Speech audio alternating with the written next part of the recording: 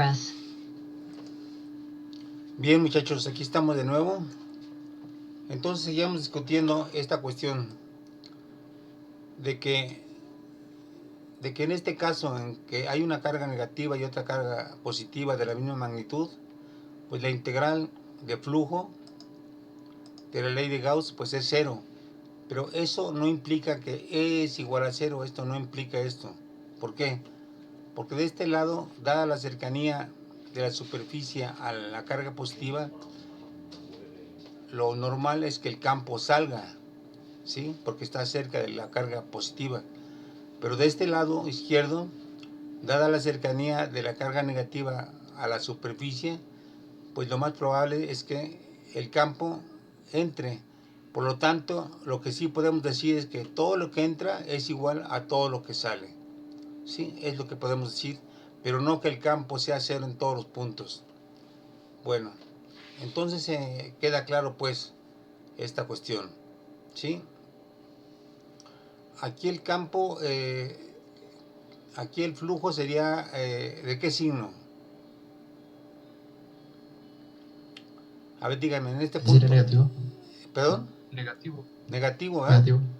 Negativo, porque la n, el vector unitario, apunta hacia afuera, mientras que el campo que entra apunta así. Entonces son de sentido contrario. En este caso sí el flujo sería positivo, porque vamos a ponerle Tn, ¿sí? Porque el campo eléctrico tiene la misma dirección que el vector unitario. Bueno, ok. Ahora vamos a pasar a otro caso, también que es muy habitual en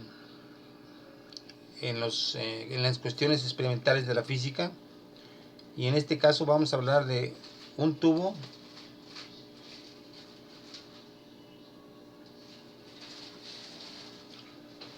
que tiene, puede ser una barra de cierta longitud,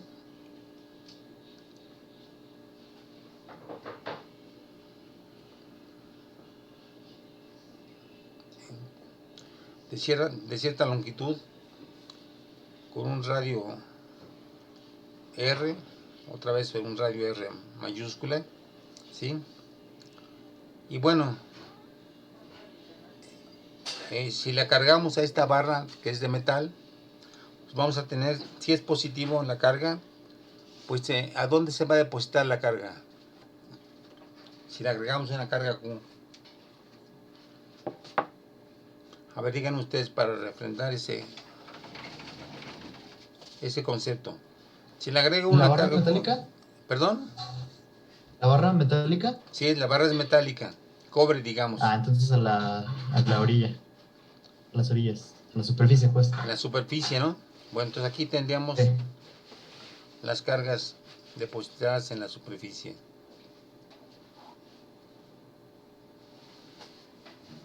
Aquí también.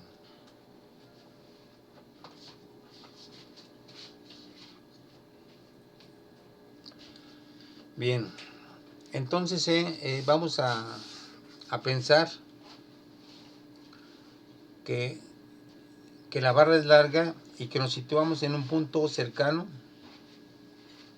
en un punto P,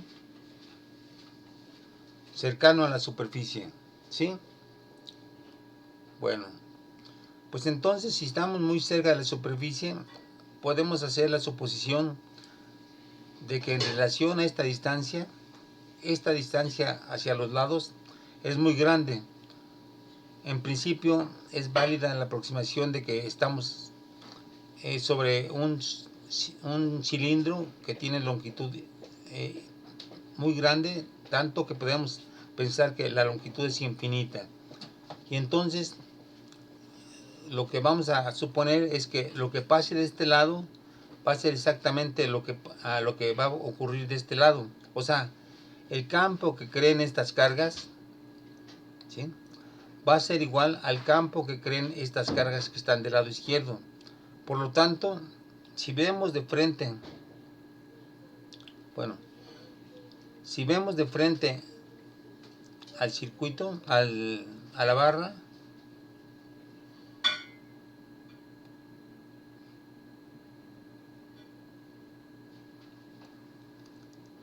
vamos a tener esto.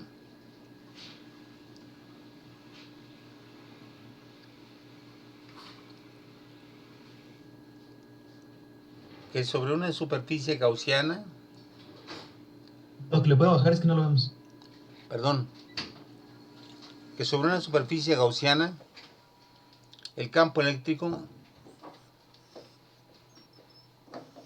siempre va a apuntar hacia afuera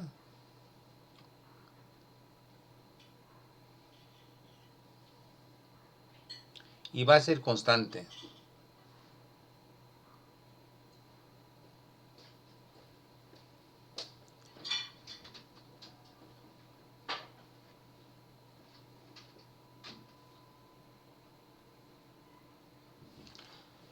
Entonces va a tener esta configuración. ¿Por qué?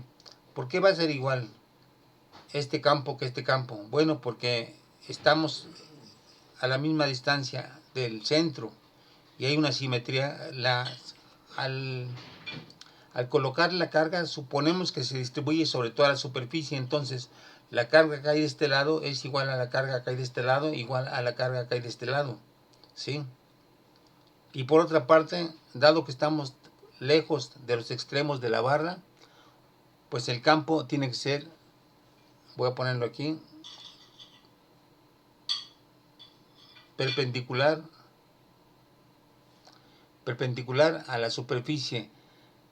Aquí voy a recordar otra vez lo que dijimos en la clase pasada, que sobre la superficie de un metal cargado, el campo no puede ser oblicuo. ¿Por qué razón? A ver, díganme ustedes, ¿por qué razón no podemos tener sobre la superficie de un metal este tipo de campo? Recuérdenlo. Porque la componente en X implicaría que hay como una atracción para allá, para la derecha, o que hay como una carga del otro lado. Y eso implicaría ya movimiento, y estamos todavía en el caso electrostático. Exactamente, muy bien. Entonces, tendríamos una componente del campo E, aquí X, digamos, ¿sí? Que implicaría movimiento de carga. Pero estamos en caso electrostático, por lo tanto no puede haber movimientos de carga, es decir, no puede haber corrientes. Por lo tanto, esta situación es imposible en el caso electrostático. Por eso, el campo es perpendicular a la superficie y además es constante alrededor de una esfera que está centrada en la barra. Bueno, entonces si el campo es constante, vamos a pensar en que tenemos este arreglo.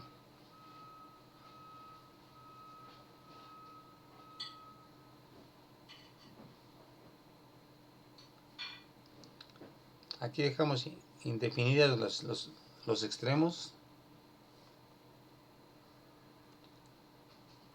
O sea, sabemos que no es infinito, pero vamos a dejarlo por de pronto así. ¿Sí? Y creamos un cilindro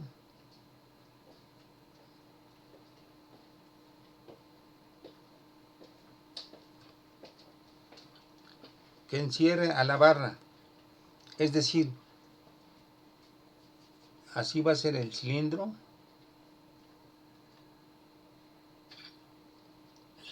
Y este cilindro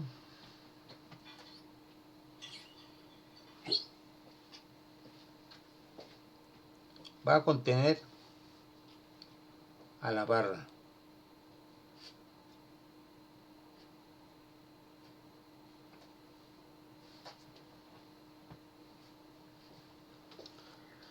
Entonces vamos a suponer que el cilindro tiene un radio R, ¿sí? R, un radio R, que la barra tiene un radio R mayúscula, ¿sí? Y que tiene una longitud L, ¿sí? Entonces, vamos a plantear la ley de Gauss, integral cerrada de E.ds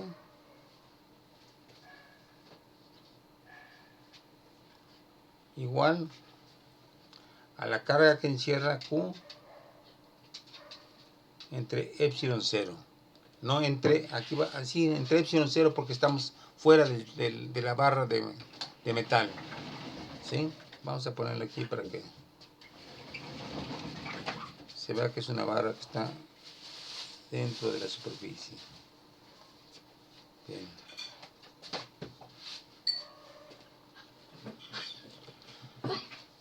Bueno, antes de seguir con estas operaciones, vamos a definir una densidad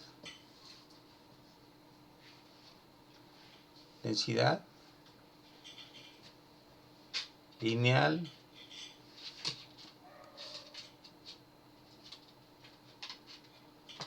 de carga. Vamos a llamarla ρ. Va a ser igual a la carga por unidad de longitud. ¿Sí? Por lo tanto, si queremos obtener la carga que hay en una longitud L, pues simplemente multiplicamos ρ, es la carga Q, sería igual a ρ por L. ¿Sí? Entonces, vamos a aplicar esta definición de densidad para encontrar la carga que está encerrada dentro del circuito del cilindro que está dibujado. ¿Cuál sería la carga que estaría atrapando el cilindro, dada esta definición? A ver, el cilindro tiene una longitud L, y entonces todo lo que está dentro de L es la carga que está atrapando el cilindro. Entonces, ¿cuál sería esa carga que tenemos aquí adentro del cilindro? A ver, veanlo aquí. Aquí tenemos el cilindro con una longitud L y está atrapando esta carga de aquí. Esta carga de aquí.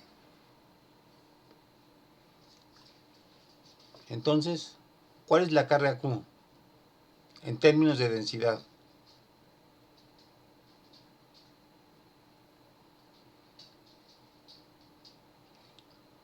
¿Rho L? Rho por L, exactamente. Rho por L. Aquí está, Rho por L. Entonces, seguimos con nuestro procedimiento de la ley de Gauss. Como estamos calculando el campo en la superficie de un cilindro centrado sobre el eje de la barra, pues tenemos que el campo es constante y lo podemos sacar, ahora sí, lo podemos sacar.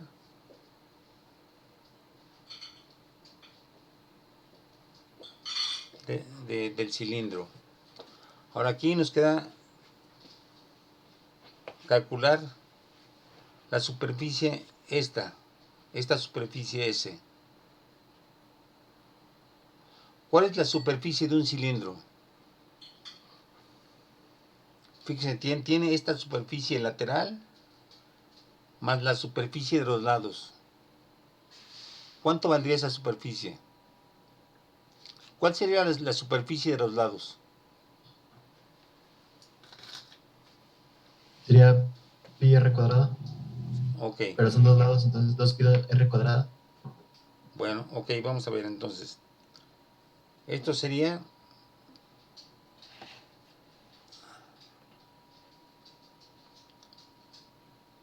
E que multiplica a esta área más esta área, a pi por r cuadrada más pi por r cuadrada, porque son dos tapas, ¿sí? Y ahora la superficie lateral, ¿cuánto sería?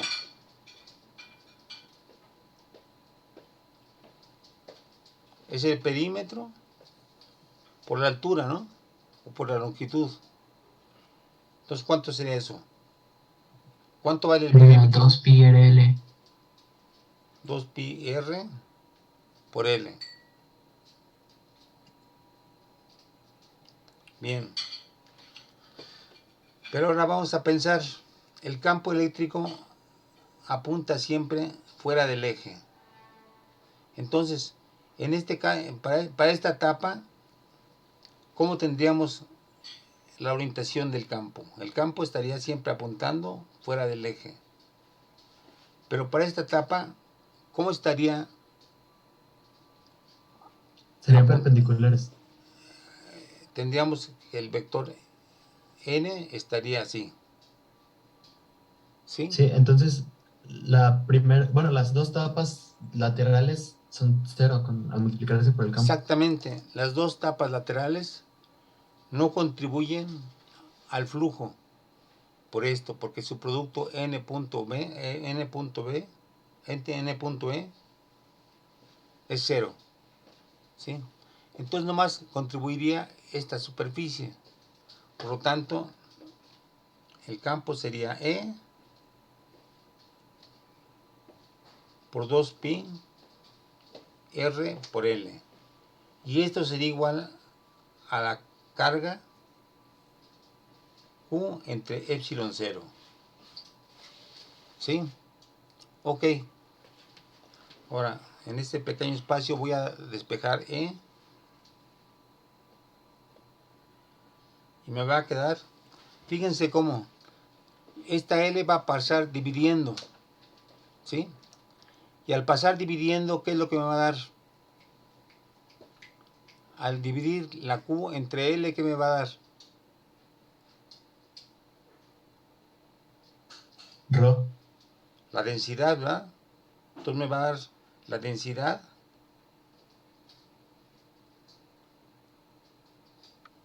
entre 2 pi R por epsilon 0.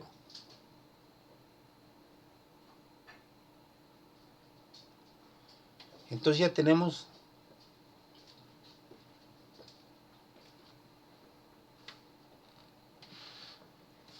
que el campo a la distancia R respecto al eje de un cilindro es igual a la densidad entre 2 pi R epsilon 0. Lo notable de este campo es que es un campo que decae como 1 entre R. O sea, empezamos definiendo el campo de una carga puntual y ese campo decaía como 1 entre R cuadrada. Y luego, la clase pasada, calculamos el campo de una placa muy grande y encontramos que el campo era igual a la densidad superficial entre epsilon 0. Ahorita lo apunto. Ahora,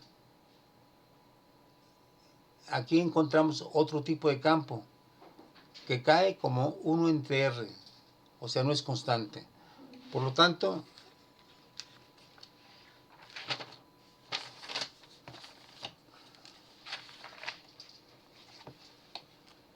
recapitulando, tenemos el campo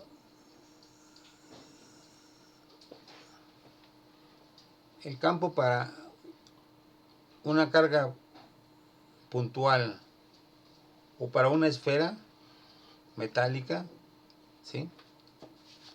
El campo es igual a la constante K por Q entre R cuadrada, ¿sí? El campo para una placa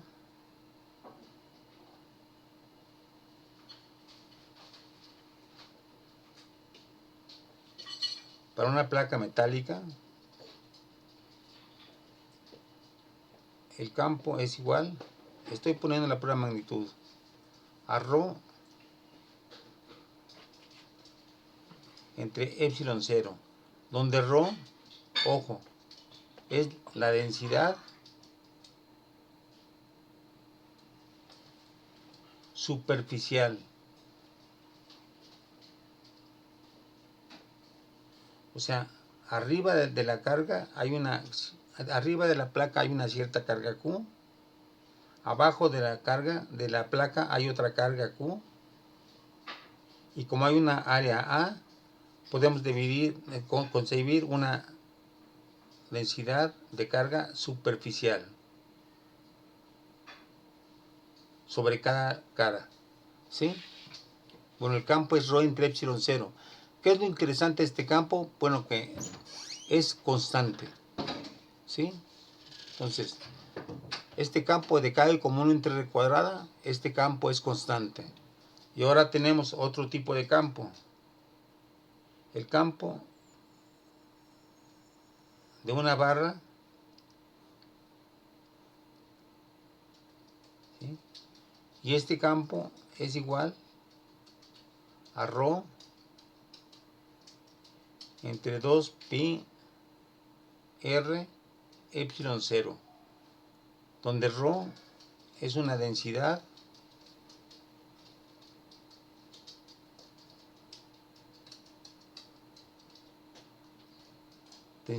lineal. O sea, es la carga Q por unidad de longitud.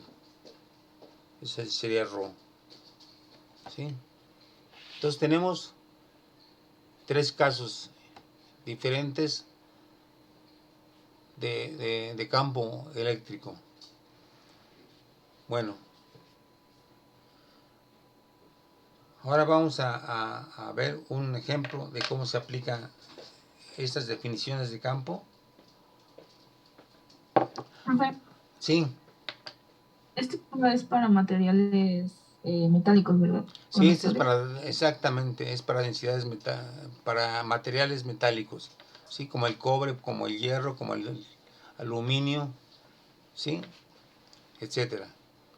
Exactamente. Ok, Bueno, gracias. bien. Ahora vamos a plantear esta situación. Tenemos una placa así.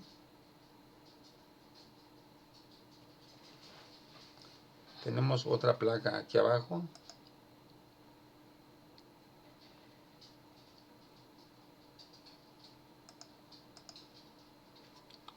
Están cargadas, esta tiene más Q, esta tiene menos Q, ¿sí? Y recuerden que en este caso el campo, ¿cómo sería el campo entre las dos placas? ¿Iría de dónde a dónde? De la que tiene más Q a la que tiene menos Q. Ok, entonces sería, y además sería constante, ¿no? Que es la propiedad de las placas, de encerrar el campo, un campo que siempre apunta de abajo hacia arriba y de abajo hacia arriba, ¿sí?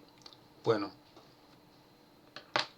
ok, ahora vamos a suponer que entra una partícula con una carga menos Q. Menos Q, menos QP, para que no se confunda con esta. Y además entra con una cierta velocidad V.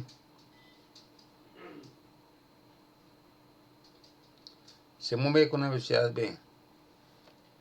Bueno, aquí está fuera del campo, su movimiento es rectilíneo con velocidad constante.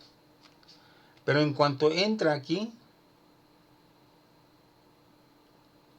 ¿qué va a pasar con esa partícula?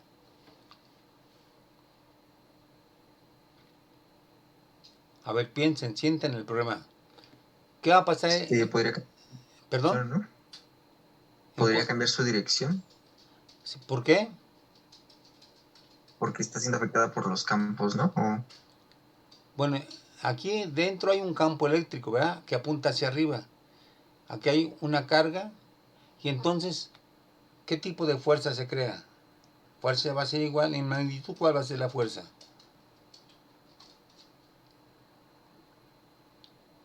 A ver, ¿cuál es la fuerza en términos de campo? Campo por unidad de carga. ¿Eh? E por Q, ¿no? Es la fuerza. El campo por la carga. En este caso la carga de prueba. ¿Sí? La QP. ¿Sí?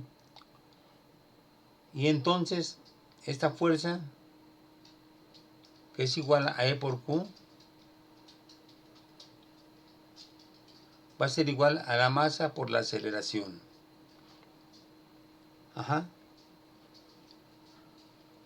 Entonces, a ver, piensen bien en lo que ocurre. Tenemos una partícula así, que entra moviéndose con velocidad Bx, y tenemos aquí el campo.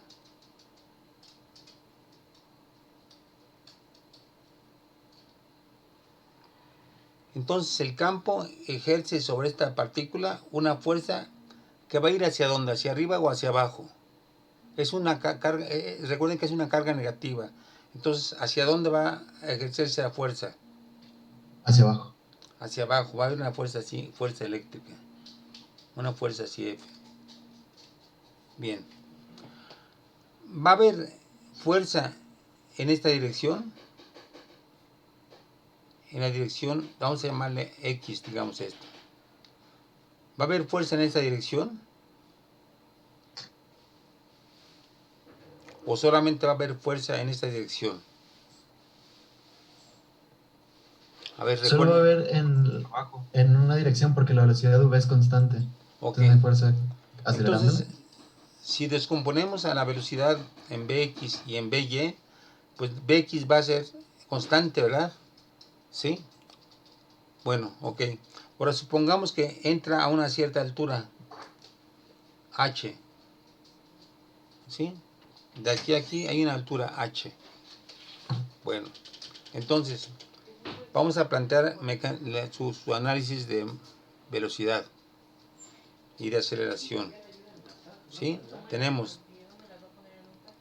que en la dirección X vamos a tener que se mantiene constante, va a ser B igual a X entre T. ¿Sí? X entre T. Pero ¿qué va a pasar con la partícula? En esta dirección está experimentando una fuerza. Entonces, ¿cuál va a ser la trayectoria de la partícula?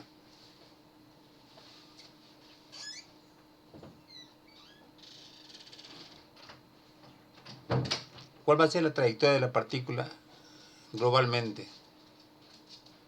Una parábola. Una parábola, exactamente.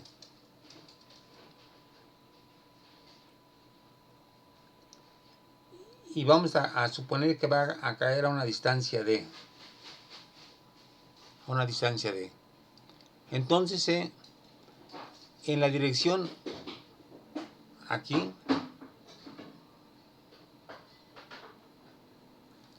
en la dirección Y, ¿cuál sería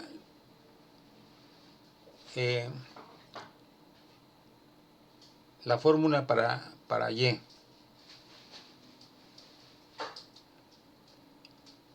A ver, en términos del tiempo y de la aceleración.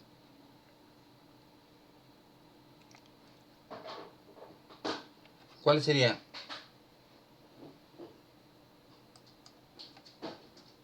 Recuerden cuáles son las leyes de la caída libre. ¿Es igual a qué? ¿Y igual a qué? ¿A un medio de qué? De la aceleración. De la aceleración. ¿Por qué Por el más? tiempo al cuadrado más. Por el tiempo al cuadrado, ¿no? Menos la velocidad inicial. Sí, no tendría. Pero en la dirección Y no hay velocidad inicial, ¿no? La velocidad inicial es 0. Entonces, así nos quedamos con Y. Solamente que Y va a ser igual a H. ¿Verdad? Porque es lo que va a recorrer. Ajá. Ok. Bueno, sería más bien más h, ¿no? En lugar de igual a h. Porque queremos que y sea una función de tiempo. Más H. Sí, porque empieza en h y luego va a bajar. De modo que y sea como una función. O sea, en un principio, esto sí estaría bien. Porque la aceleración inicial sería 0. Ok. Tú dices, si ponemos aquí el sistema de referencia y este 0, entonces H sería negativo, ¿no? Es lo que a eso te Ajá. refieres, ¿no? Bueno, ok, vamos a poner Sí, menos sí. h. Sí, está bien. Menos h. ¿Sí? Lo que nos importa es sacar No, no, no. Entonces, creo que no era lo que yo decía. Yo decía que en lugar de hacerla como un medio de aceleración tiempo al cuadrado igual a h, podríamos volverlo una función de y. O sea, porque no siempre y y h van a ser iguales. Y si lo planteamos como una igualdad, se entendería que y es igual a menos h. Por eso, ok. Vamos a suponer que es menos h. Igual a un medio de a por t cuadrada. ¿Sí? Lo que Ajá, pasa es que sí, si está cayendo, entonces la aceleración, ¿qué signo tendría? negativo. Sería Sí, sí. negativo porque está cayendo, ¿no? ¿Sí? Entonces, desde que si la aceleración es negativa, entonces se anula este signo menos. O sea, porque la partícula no está subiendo hacia arriba en relación a y, sino que está cayendo. Es como una caída libre. Cuando un cuerpo cae hacia abajo, tiene aceleración negativa. ¿De acuerdo? Bueno, piénsenlo a ver. Entonces aquí tenemos que h igual a un medio de at cuadrada, menos h igual a un medio de at cuadrada. Bueno, ok. Ahora, el tiempo, ¿a qué va a ser igual? De aquí podemos despejar al tiempo. El tiempo en que va a caer, pues en lo que cae de aquí a aquí, es en lo que va de aquí a aquí, ¿verdad? En lo que recorre la distancia d. Entonces el tiempo va a ser igual a d entre su velocidad. Por lo tanto, esto va a ser igual a un medio de la aceleración por el tiempo, que es d entre b al cuadrado. A ver, vean bien.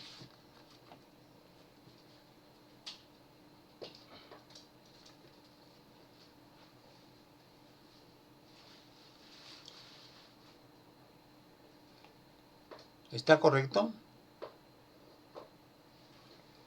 A ver, estamos aprovechando que en la dirección X la velocidad es constante y que en la dirección X va a recorrer una distancia d. Aquí no puede ir más allá de d porque ya ahí chocó con la placa inferior. Entonces, esta X se convierte en d. Y si despejamos el tiempo, sería t igual a d entre b. Entonces ya tenemos el tiempo aquí. Lo sustituimos, sería un medio de a por d entre b al cuadrado. Ahora, ¿cómo expresamos ahora la aceleración? La aceleración va a ser igual ¿a cuánto? A E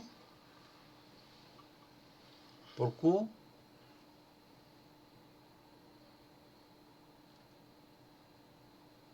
entre M. ¿Sí? Bueno, pero ¿cuánto vale el campo dentro de este par de placas?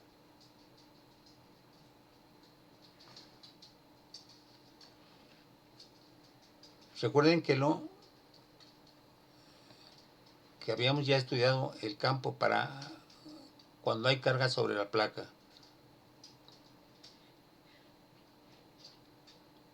Entonces, ¿cuánto sería esta aceleración? En vez de E, ¿qué pongo? Sigma sobre epsilon cero. Sigma sobre epsilon 0. Sigma que multiplica a la carga. Ah, bueno, serían 2 sigma, ¿no? Porque son la placa de arriba y la placa de abajo. No, ¿O porque no? no, porque una superficie gaussiana solamente va a agarrar la carga que está arriba. Abajo no hay carga. Sí, por eso no es No, dos no, no, veces. pero de la. la superficie, o sea, es la superficie de la que está la tabla de arriba y la de abajo. No, Pues son no, dos. a ver, vamos a ver. Vamos a recordar otra vez esto. Si tenemos dos placas así,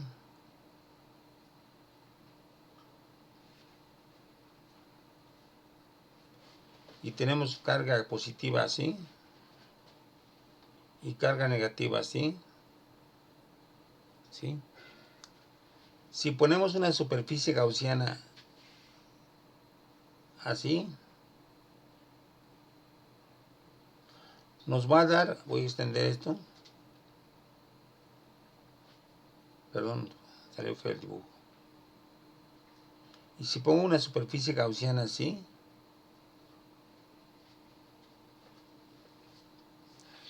si se dan cuenta, el campo aquí va a apuntar hacia arriba, ¿verdad? Porque está saliendo de la carga positiva. Mientras que si yo calculo el campo aquí, el campo ¿cómo va a ser con respecto a esta superficie? ¿Va a ir hacia arriba o hacia abajo? ¿Hacia arriba? A ver, con respecto a esta superficie, el campo en esta parte de aquí, Y hacia abajo, ¿no, profesor? Porque es negativo y se atrae por la positiva. por eso entonces el campo, ¿hacia dónde iría? ¿Hacia arriba o hacia abajo? Sería hacia abajo. No, porque las cargas negativas atraen al campo. El campo siempre va de la carga positiva a la negativa, ¿sí? Entonces, si hay positiva aquí y negativa aquí, el campo siempre va a ir así. Recuerden que las cargas negativas es un sumidero de campo, entonces el campo tiene que meterse en la carga negativa. Entonces, y aquí de todos modos el campo iría hacia arriba. Aquí el campo iría hacia arriba. Entonces, el campo que nos dé esta superficie gaussiana va a ser igual al campo que nos dé esta otra superficie gaussiana. A ver, piénsenlo. Ah, ya, entonces nada más dependería de qué tan alta sea nuestra H, si va a empezar siendo empujada por el campo de arriba o por el campo de abajo. Sí, exactamente. Entonces, por eso, Ah, por eso aquí puse que el campo eléctrico es la densidad entre epsilon 0, ¿sí? Que es el campo, por Q y entre M, ¿no? Entre M, ¿sí? A ver, vamos aquí.